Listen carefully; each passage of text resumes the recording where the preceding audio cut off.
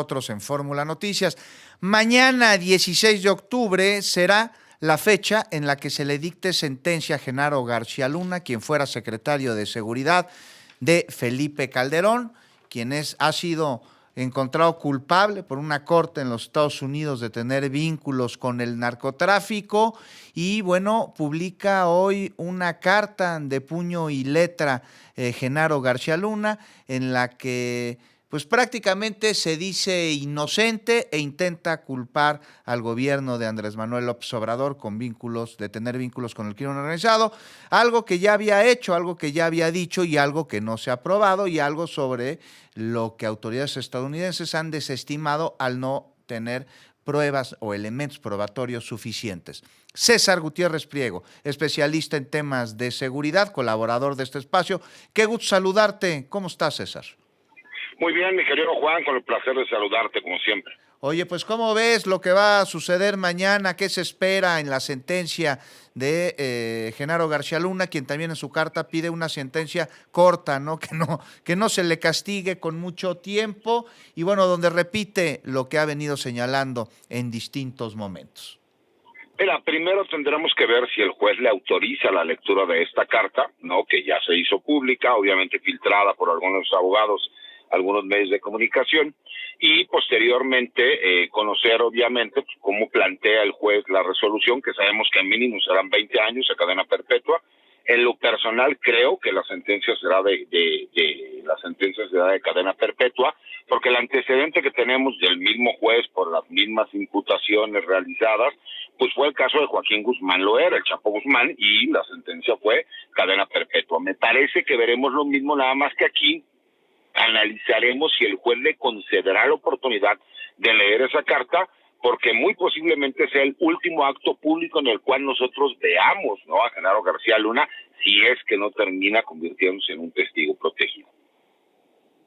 ¿Consideras que es posible que se convierta en testigo protegido porque es algo a lo que no le ha entrado durante todo este proceso, seguramente esperando que tuviese un desenlace distinto al que ha tenido y tal vez como última de sus cartas en estas diligencias judiciales, pero él de plano no ha querido y hay muchos elementos que podrían relacionarse con su negativa a ser colaborador, entre ellos pues la integridad de su familia? No sé tú cómo lo veas, César. Pero por supuesto, Juan, mira, hay que analizar también que, pues obviamente estamos hablando de mafias criminales. ¿O tú crees que cuando él fue secretario de Seguridad Pública o el encargado del AFI no sabía que formaba parte de una organización criminal con alcances internacionales? La historia nos lo ha podido demostrar, ¿no? Que este tipo de grupos criminales son transaccionales. ¿Tú crees que simple y sencillamente él tomaría la decisión? Él pensó que muy posiblemente el ambiente político, porque se creen muchas veces sus mentiras, les daría la posibilidad de que hubiera un cambio de gobierno, apostando a que Xochitl Gálvez hubiera tenido alguna posibilidad. Obviamente la realidad los alcanzó. Pero tú verás, mi querido Juan, que no es lo mismo estar en una prisión de alta seguridad, donde única y exclusivamente una vez al día, por un periodo máximo de 45 minutos a una hora, puedas ver la luz del sol. Me parece que eso a él le dará una perspectiva completamente distinta y verá cuáles son las posibilidades que tiene. Que por supuesto, pues obviamente las únicas personas que de forma real él podría acusar, pues sería o el gobierno de Salinas, o de Cedillo, o de Vicente Fox, o de Felipe Calderón, posiblemente hasta el de Enrique Peña Nieto, pero con el gobierno del presidente López Obrador pues no tiene absolutamente nada que ver, aunque él ha tratado de hacer una defensa mediática. Y ahí es donde te das cuenta que parece que se alinean esos intereses con los de la oposición en este país. Cosa curiosa, ¿no? Parecería que forman parte de ese mismo grupo de intereses. Oye, pero ¿qué me dices de los intereses por parte de autoridades estadounidenses que tienen la encomienda de combatir el tráfico de drogas? Porque colaboró con ellos no solo durante el sexenio de Calderón, también durante el sexenio de Fox y tuvo contacto con ellos y hay documentos que lo sustentan durante el gobierno de Ernesto Zedillo.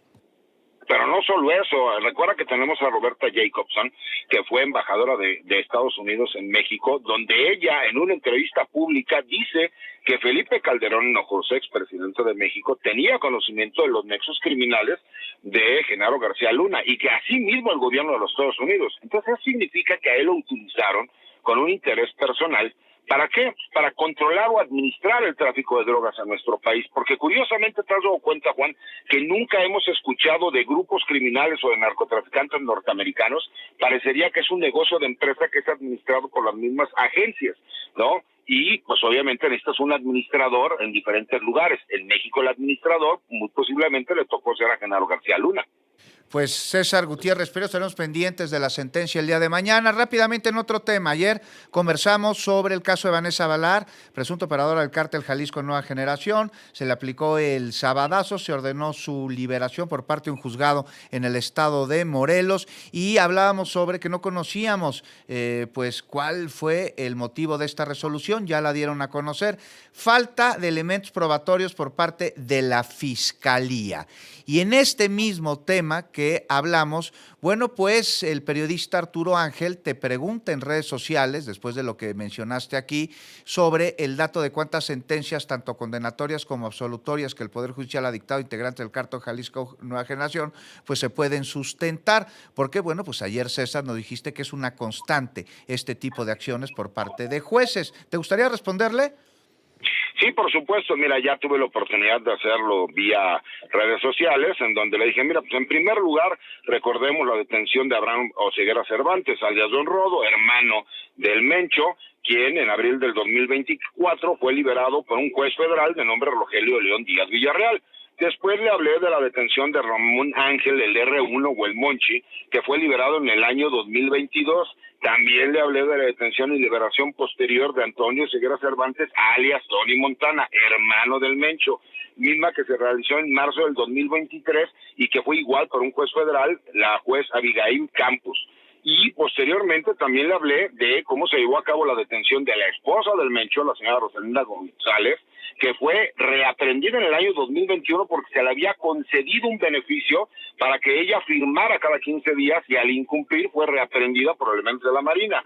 Y no solo eso, sino que además cuando fue sentenciada le pusieron la pena menor de 5 años y que todavía un tribunal colegiado ordenó que se le hiciera la devolución de 2 bienes inmuebles, 14 vehículos de lujo, dinero en efectivo, dinero en cuentas bancarias. Pero no solo eso, le comenté igual de 7 u 8 casos más, nada más ejemplificando. Pero fíjate, mi querido Juan, incluso hizo también mención a el hecho de que tú señalaste que había más de 80,000 personas que estaban esperando sentencia y que se encontraban en prisión preventiva.